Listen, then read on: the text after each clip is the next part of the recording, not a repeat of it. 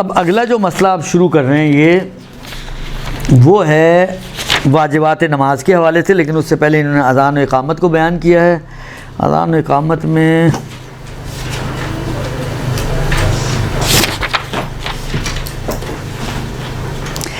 اب چلیں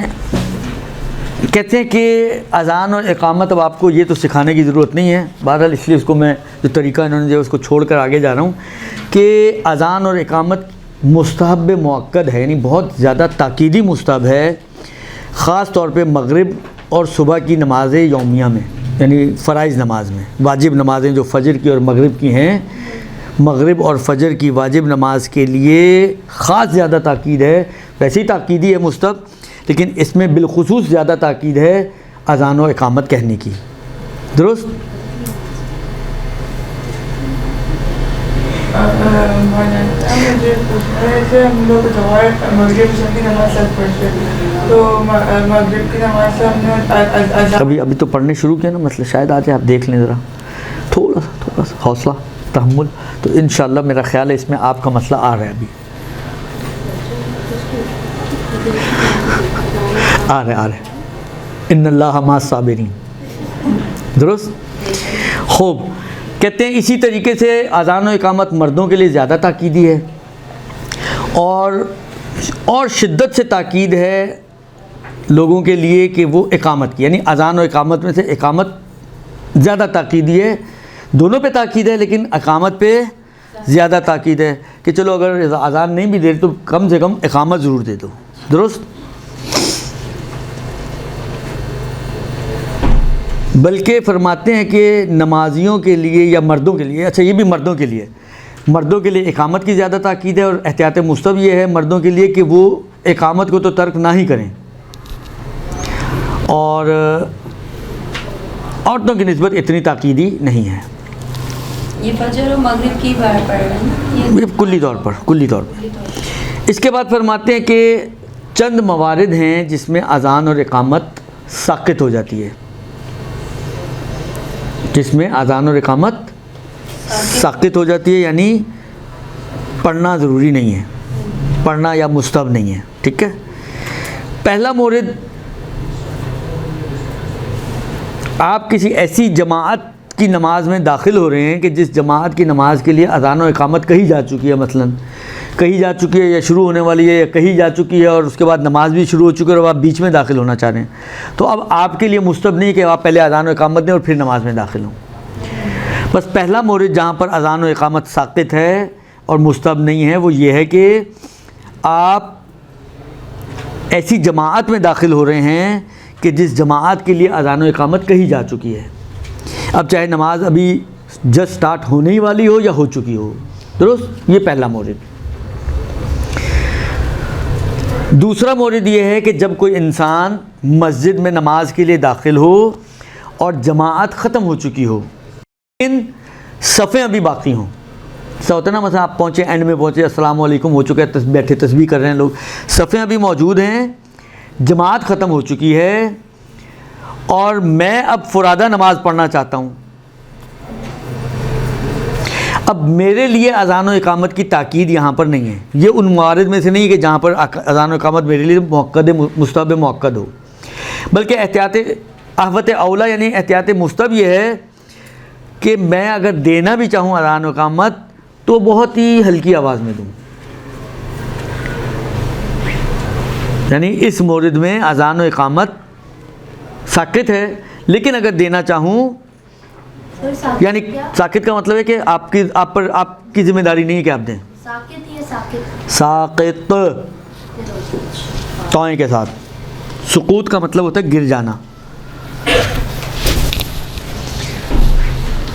درست؟ تو دوسری یعنی جماعت میں آپ داخل تو نہیں پہنچ پائے لیکن جماعت ختم ہوئی ہے، صفیں برقرار ہیں، گویا وہی جماعت والی اذان و اقامت آپ کے لیے بھی کافی ہے، لہذا اب آپ کو دینے کی ضرورت نہیں ہے، اگر دیں تو بہت ہلکی آواز میں دیں۔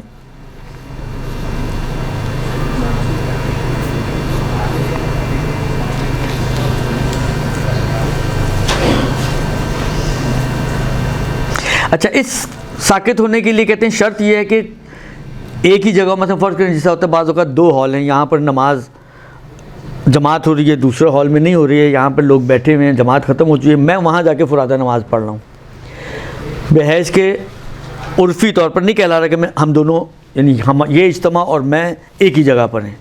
کیونکہ دو الگ الگ ہال ہیں، درمیان میں فرض کریں دیوار ہے، بیچ میں دروازہ ہے، تو وہاں پر ساکت نہیں ہوگی، یہ اس وقت ساکت ہوگی جب میں اسی ہال میں آ کے نماز پڑھوں کہ جہاں پر نماز ہوئی ہے، کہ عرفاً کہلائے کہ میں اور یہ دو نمازی ہیں ایک ہی جگہ پر ہیں، تو ایک جگہ کہلانی چاہیے عرفی طور پر ساکت ہونے کے لیے۔ اور دوسری شرط یہ ہے کہ جو پچھلی جماعت ختم ہوئی ہے وہ جماعت صحیح ہو۔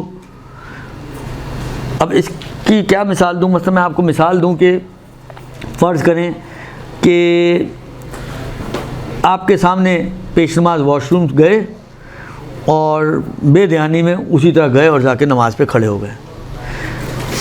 اور جب آپ وضو وغیرہ واش روم سے فارغ ہو کے پہنچے تو نماز ختم ہو گئی، تو آپ کو معلوم ہے کہ یہ جماعت باطل ہے، کیوں؟ آپ نے خود دیکھا کہ پیش نماز نے وضو تو کیا ہی نہیں۔ ابھی اب پیش نماز سے پلیز سوالات نہ شروع کر دیجیے گا، ابھی جو سمجھا رہا ہوں وہ سمجھیے، ٹھیک ہے؟ آپ کو معلوم ہے کہ یہ جماعت باطل ہے اس لیے کہ پیش نماز کا وضو ہی نہیں تھا، اصل اس کی نماز ہی نہیں ہوئی، تو جماعت کیسے ہوگی؟ ٹھیک ہے، اب اس کی اذان اقامت پر یہ شخص اکتفا نہیں کر سکتا،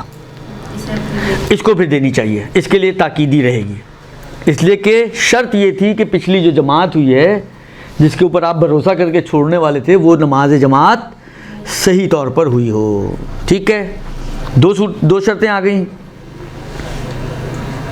اور تیسری یہ کہ انہوں نے اپنی نماز کے لیے اذان و اقامت کہی ہو، سست لوگ نہ ہوں، بغیر اذان و اقامت کے انہوں نے نماز نہ پڑھی ہو، تو ان تین شرطوں کے ساتھ آپ کے اوپر سے اذان ساکت ہے، ٹھیک ہے؟ اور تیسری شرط یہ ہے کہ تیسری صورت یہ ہے کہ اگر کوئی دوسرا شخص اپنی نماز کے لیے اذان و اقامت دے رہا ہو اور آپ اس کی اذان و اقامت کو سن رہے ہوں، مثلا فرض کریں آپ فرادہ نماز پڑھیں، آپ بھی مسجد میں گئے، ایک اور بندہ بھی آیا وہ بھی مسجد میں نماز پڑھنے آئے، وہ بھی فرادہ پڑھ لے لیکن اس نے اذان و اقامت کہی، آپ نے اسی کی اذان و اقامت سنی، تو یہ آپ کے لیے بھی کافی ہو جائے گی کہ جب کوئی دوسرا شخص، اچھا اس کا مسجد سے تعلق نہیں ہے، صرف سمجھانے کے لیے، گھر میں بھی ہو سکتا ہے، گھر میں بھی ہو سکتا ہے، مثلا فرض کریں اول وقت شوہر بیوی دونوں کھڑے ہو گئے، شوہر آگے کھڑا ہوا ہے، بیوی پیچھے کھڑی ہوئی ہے، ٹھیک ہے، اور شوہر نے اذان و اقامت دی، بیوی نے وہی سن لی، وہ بیوی کے لیے وہ بھی وہی کافی ہو جائے گی، ٹھیک ہے؟ تو کہتے ہیں کہ جب کوئی اور شخص نماز کے لیے اذان و اقامت کہہ رہا ہو اور اس نے سن لی ہو تو یہ اذان و اقامت اس کے لیے بھی کافی ہو جائے گی کہ جب اس کی نماز میں اور اذان اقامت کے درمیان یہ نہ ہو کہ اس کی نماز اور اذان اقامت کے درمیان وہ جا کے بچوں کو اسکول بھیج کر آئے اور پھر اپنی نماز شروع کرے، زیادہ فاصلہ نہ ہو، ٹھیک ہے؟ اب وہی والی بات ہے، یہ ضروری نہیں کہ اس نے اللہ اکبر کہا تو فوراً یہ بھی کہتے، تھوڑا بہت ہلکا پھلکا سا فاصلہ چل جاتا ہے لیکن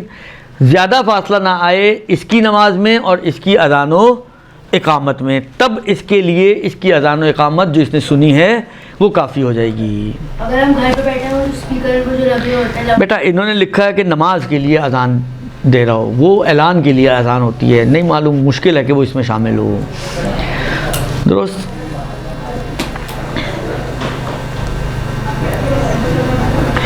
سر اس کا پہلا پوائنٹ ریپیٹ کر دیں، جو سب سے پہلے بولا تھا آپ نے، اس کا پہلا یہ ہے کہ آپ جو ہے جماعت میں داخل ہو رہی ہیں، ایک ایسی جماعت میں کہ جس جماعت کے لیے اذان و اقامت دی گئی ہے تو آپ کو دینے کی ضرورت نہیں ہے، ٹھیک ہو گیا جی؟ آپ کا آیا اس میں نہیں آیا؟ ابھی بھی نہیں آیا؟ میرا کچھ اور سوال تھا۔ اچھا چلے دو مسئلے میں پڑھ لوں پھر دیکھتے ہیں۔ کہتے ہیں کہ اب شاید اس میں آ جائے آپ کا میرے خیال میں، کہتے ہیں کہ اذان ساقط ہو جاتی ہے دوسری نماز سے ان دو نمازوں میں کہ جو وقت میں مشترک ہوتی ہیں، جیسے ظہر اثر میں اثر سے، مغرب عشاء میں سے عشاء سے، ٹھیک ہے نا؟ دو ایسی نمازیں کہ جو وقت میں مشترک ہوتی ہیں جیسے ظہر اثر اور مغرب عشاء،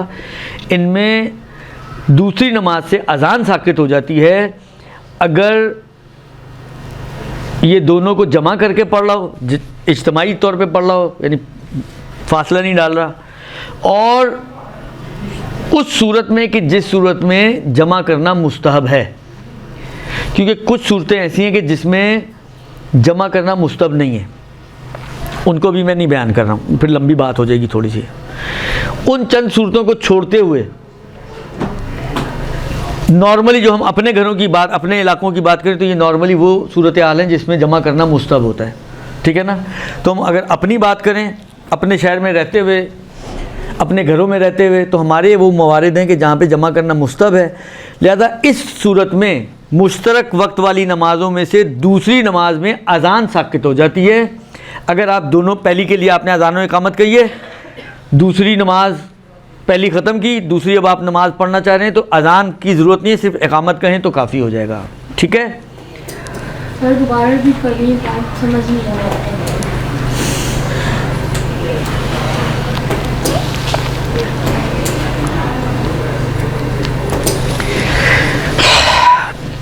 دیکھیں آپ،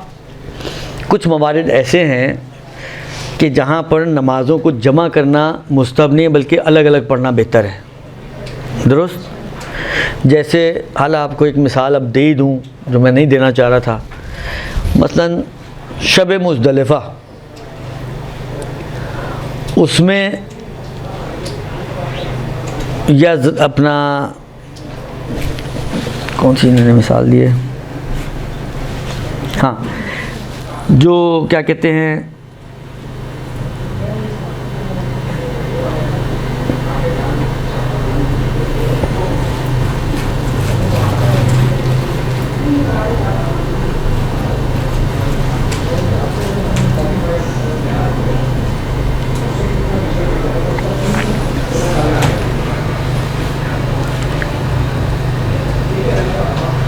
انہوں نے اس کی مثال نہیں دی، ابھی میرے ذہن میں بھی نہیں اس وقت۔